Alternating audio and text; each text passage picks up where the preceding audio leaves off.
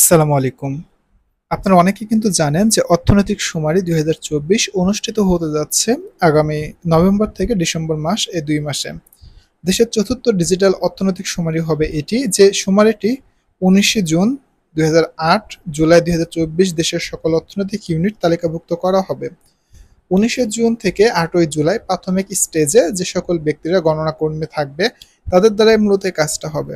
এখন এই কাজটা ২ স্টেপে শুরু হবে। ১ম স্টেপটাতে হবে প্রাথমিকভাবে গণনাকারী, দ্বিতীয় স্টেপে সুপারভাইজারের আওতায় এসে চূড়ান্তভাবে গণনাকারী হিসেবে কাজ করতে হবে।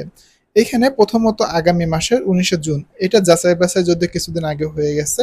প্রত্যেকটা উপজেলাতে কিন্তু আপনারা জানেন যে বিভিন্ন কন্টেন্টের মাধ্যমে আপনারা অনেক সময় জেনেছেন, বা আমার চ্যানেলেও কিন্তু ভিডিও দেওয়া হয়েছিল যে ভিডিওটির মাধ্যমে আপনারা কিভাবে অ্যাপ্লিকেশন করতে হয় বিষয়গুলো নিয়ে জেনেছিলেন। সো এখন বিষয়টা হলো অর্থনৈতিক শুমারিতে আবেদন বা আমি ঢুকতে গেলে কিছু করণীয় আছে কিনা। এখনো ঢোকার সুযোগ রয়েছে, বেশ কিছু উপজেলাতে কিন্তু এখনো যাচাই বাছাই হয়নি। আপনারা অনেকেই আমার কমেন্টগুলো করেন গ্রুপে গিয়ে। আমার গ্রুপের লিঙ্ক সহ ভিডিও ডিসক্রিপশনে দেওয়া যাবে।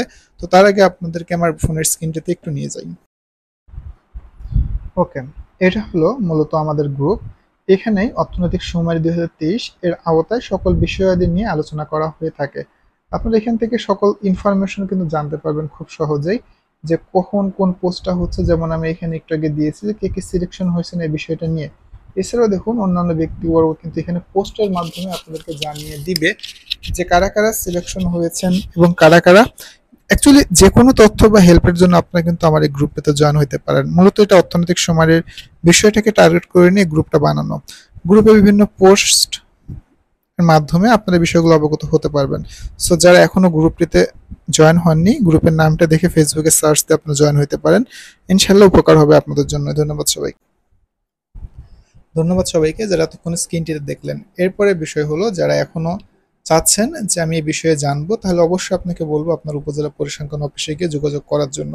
কারণ সেখান থেকে যোগাযোগ করলে যদি কোনো রকমের স্পেস থাকে এবং আপনি যদি পূর্বে জনশুমারিতে কাজ করে থাকেন এবং আপনার অভিজ্ঞতা থাকে, তাহলে অবশ্যই তারা আপনাকে একটা সুযোগ দিবে বলে আশা করা যায়। যদি না থাকে তাহলে বিষয়টা ভিন্ন।